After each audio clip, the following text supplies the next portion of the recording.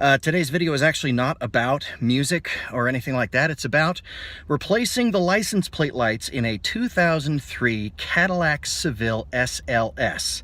I hadn't been able to dig up any information as to how that works, so I troubleshot it myself, and I apologize for the lack of angles and completeness, but I was doing it by hand and I was doing it purely as I was going along, so I'll further explain any extra information as we go. We are going to replace these little buggers up here, which you cannot reach by simply undoing these and getting into that. No, you have to go under. Start off with this right here, this funky knob. There's one on each side. Undo them. Next you have these little tabs here like this. Those have to come undone. I've got an array of these little things from when I installed my car stereo. Hopefully they'll do the job. Okay, so we've already popped a bunch of these little tabs here from the underside. That's what you get.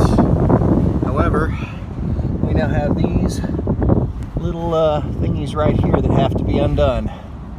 And to undo those, we require a 10mm bolt, or socket rather.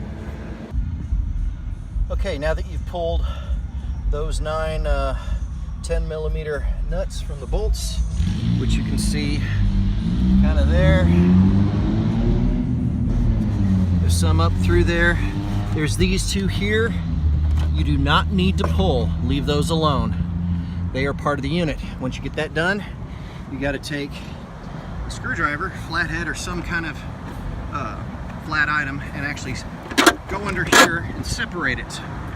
It will come apart. By the way, I removed the license plate. You do not have to do that, it turns out. So there you go on that. From what I've understood, the bulbs for this are going to be the 194s. I got these little long lives from Advance Auto. Not paid to say, that's just where I got them.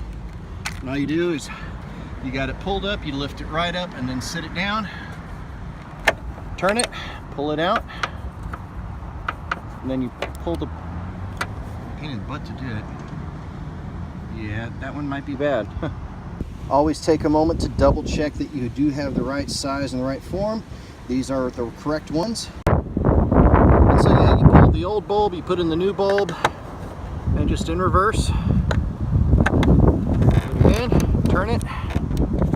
Sorry for the angle, and that's that one. Same thing for the other one here. So that's it.